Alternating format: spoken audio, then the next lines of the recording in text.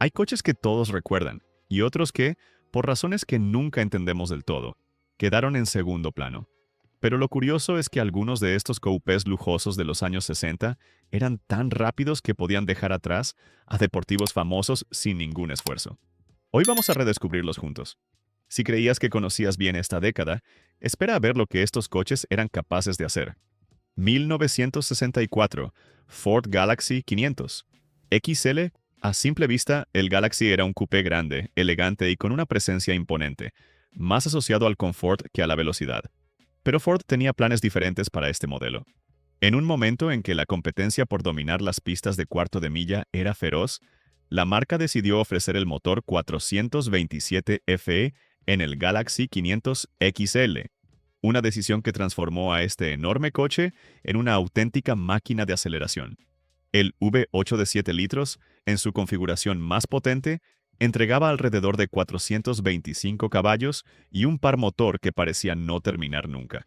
Pese a su tamaño considerable, el Galaxy podía alcanzar los 100 km por hora en poco más de 7 segundos. Un logro sorprendente para un coupé tan pesado y espacioso. Este contraste entre tamaño y desempeño es una de las razones por las que el Galaxy 427 se volvió legendario. No era un coche ligero ni particularmente aerodinámico, pero su motor compensaba cualquier desventaja con una fuerza brutal. El 427 FE tenía un carácter muy particular. Era un motor diseñado para soportar el estrés de la competición, con componentes internos reforzados y una respiración que invitaba a mantenerlo en la parte alta del tacómetro. En las pistas, los Galaxy equipados con el 427 demostraron ser rivales temibles, y aunque en la calle eran menos comunes, quienes tuvieron la oportunidad de conducir uno difícilmente lo olvidaron. Un detalle curioso es que Ford fabricó un número limitado de Galaxy con carrocerías aligeradas, especialmente para competición. Algunos recibieron paneles de aluminio y vidrios más delgados para reducir peso, lo que aumentó aún más su rendimiento. Estos modelos, aunque extremadamente raros, influyeron en la reputación del Galaxy 427 como uno de los grandes coupés de alto desempeño de la época. En el mercado actual, un Galaxy con el 427 original puede situarse entre $60,000 y $110,000, dependiendo de la autenticidad y el estado general. 1969, Plymouth Fury. A primera vista era un coche enorme, pensado para familias, para viajes largos por carreteras abiertas y para quien buscaba comodidad antes que velocidad.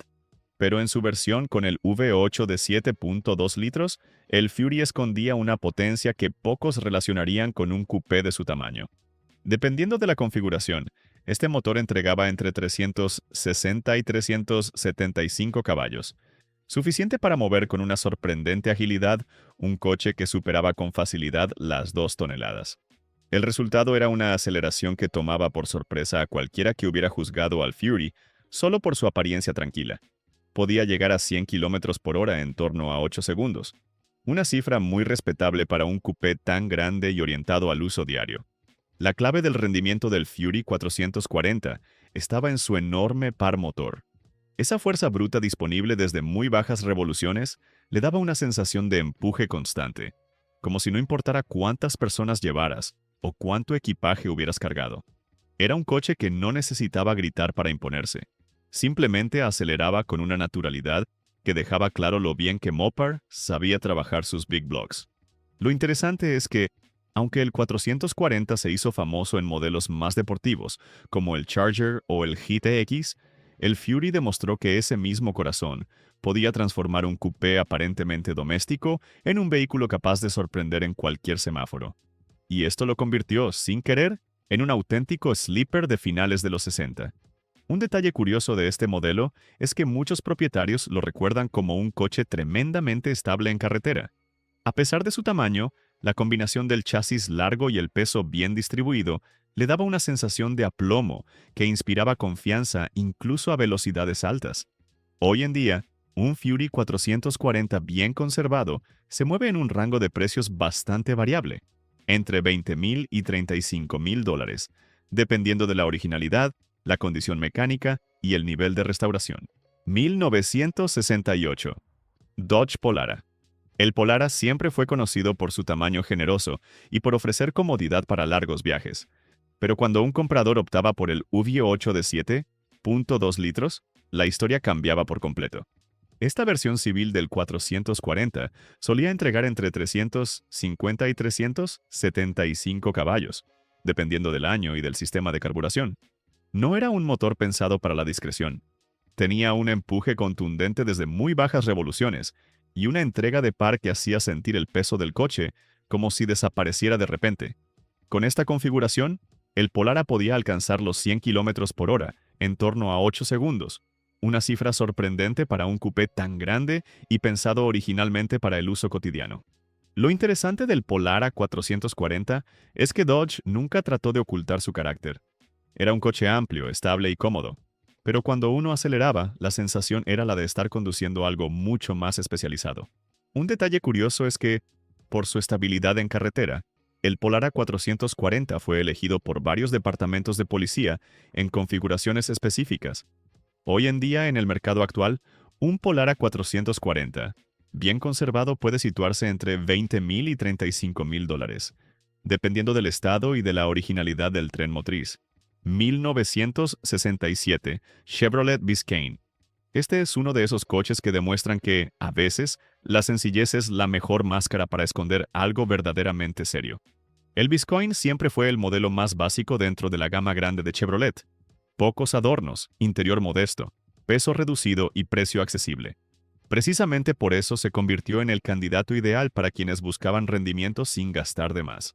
Y lo sorprendente es que, aunque era el coche de entrada, Chevrolet permitía encargarlo con motores realmente potentes. El más impresionante de ellos era el Big Block 427, disponible en configuraciones que rondaban los 385 a 425 caballos, dependiendo del paquete. En un coche tan ligero para su tamaño, esa potencia lo transformaba completamente, dándole una aceleración que muchos no esperaban de un coupé tan discreto. Con el 427 adecuado, el Biscayne podía superar los 100 km por hora en poco más de 6 segundos, algo extraordinario para un coupé grande sin pretensiones deportivas.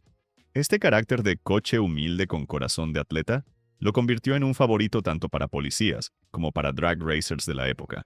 Las versiones utilizadas por algunos departamentos de policía eran famosas por su capacidad para alcanzar velocidades altas de forma constante, mientras que los pilotos de aceleración lo apreciaban por su combinación de bajo peso, gran espacio para trabajar bajo el capó y un motor que respondía a cualquier modificación. No había mucha ciencia detrás del éxito del Biscayne 427. Simplemente ofrecía un chasis grande y estable, suficientes frenos para manejar su potencia y un motor que parecía pedir siempre un poco más. Esa mezcla lo convertía en un sleeper perfecto, uno de esos coches que pasaban desapercibidos hasta que alguien cometía el error de subestimarlo en un semáforo.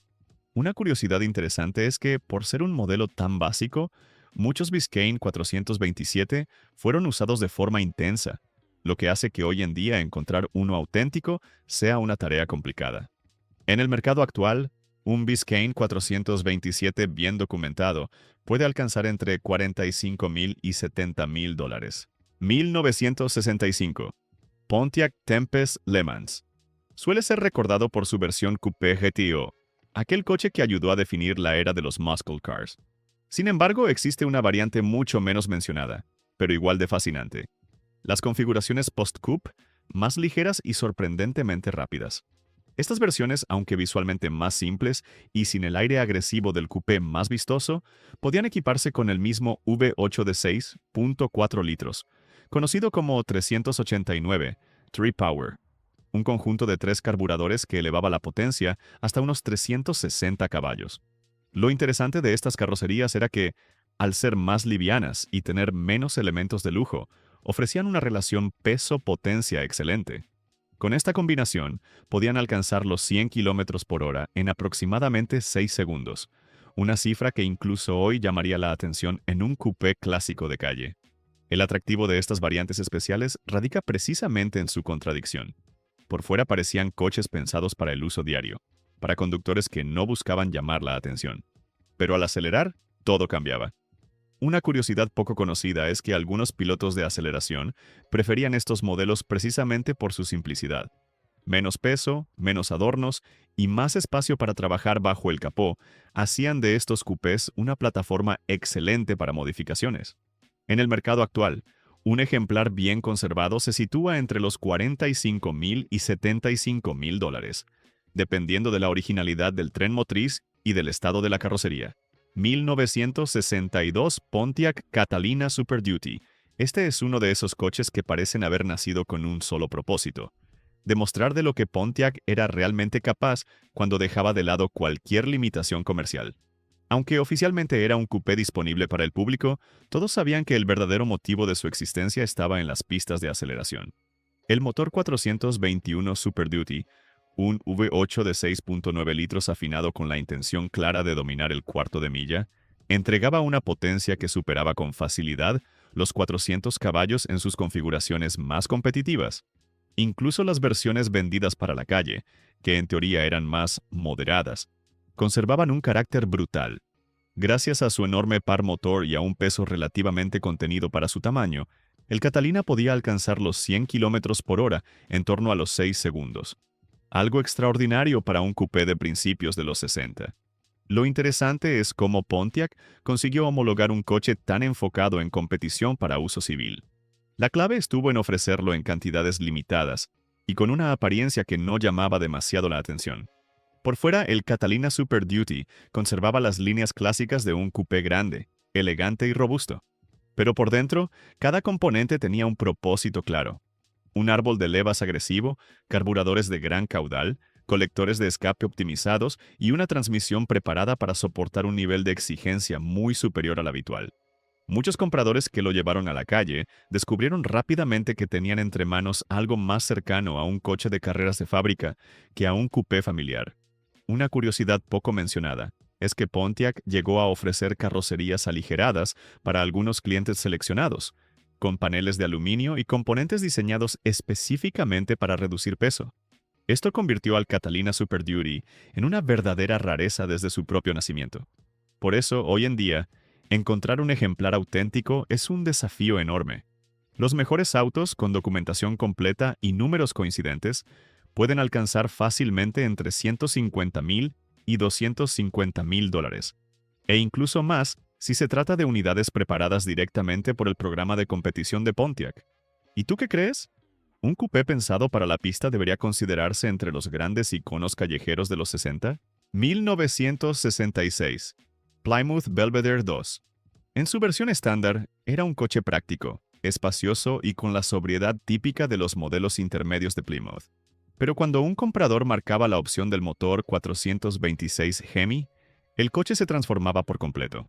Este V8 de 7.0 litros, diseñado originalmente para competición, entregaba alrededor de 425 caballos en su versión de calle, aunque cualquiera que lo haya conducido sabe que esa cifra era conservadora. El resultado era un coupé que, pese a su apariencia discreta, podía alcanzar los 100 km por hora en poco más de 6 segundos y completar el cuarto de milla en tiempos que rivalizaban con los muscle cars más emblemáticos de la década. Lo interesante es que Plymouth no hizo ningún esfuerzo para suavizar el carácter del Hemi en el Belvedere. Era un motor temperamental, con un ralentí áspero, un sonido profundo y una respuesta al acelerador que no dejaba margen para dudas. Este coche había sido pensado para correr.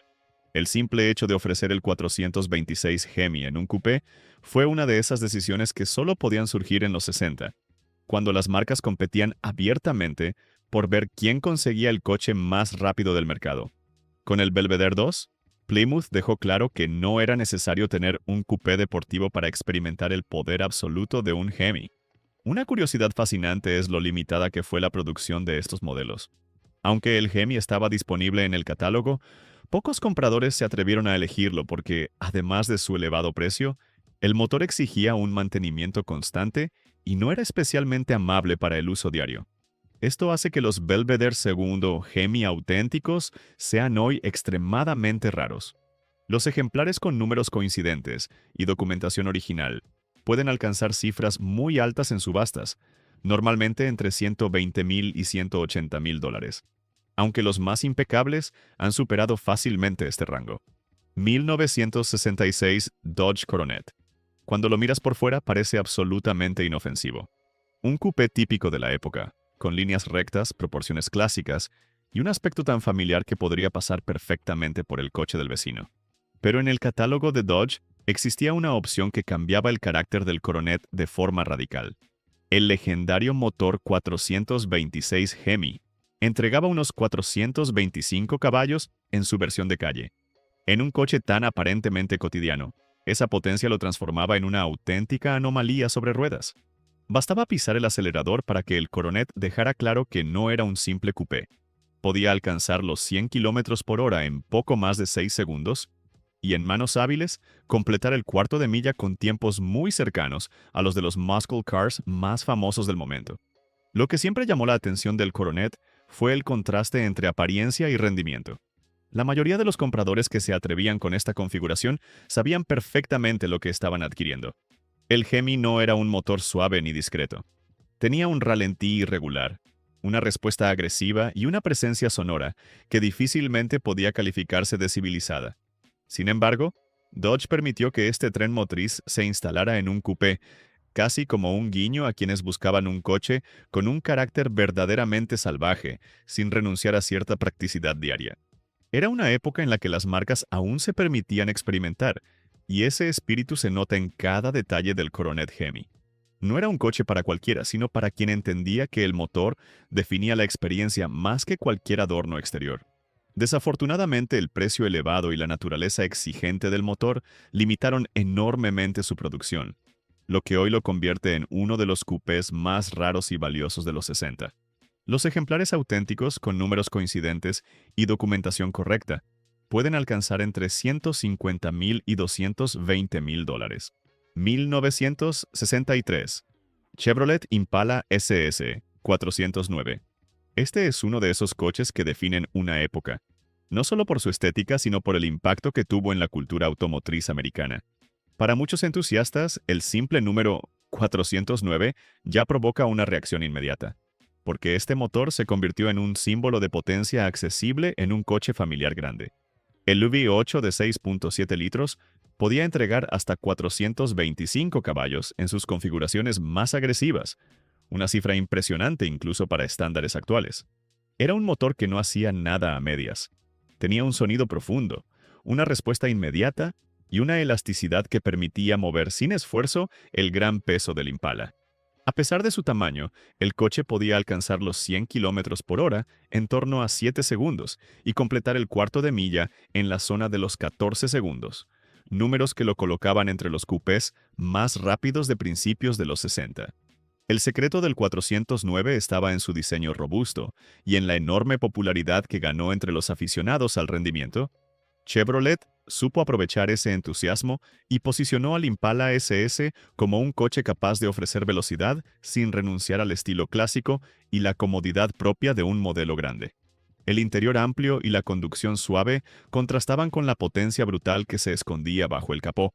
Era el tipo de coche que permitía llevar a la familia durante el día y presentarse en la pista de aceleración por la noche sin necesidad de modificar prácticamente nada. Ese equilibrio entre utilidad y desempeño convirtió al SS-409 en una referencia directa dentro del movimiento que precedió al auge de los muscle cars. Una curiosidad interesante es que el 409 se hizo tan famoso gracias, en parte, a la cultura popular. Canciones, historias de calle y la reputación creada por los corredores locales ayudaron a consolidar su imagen de coche rápido y confiable.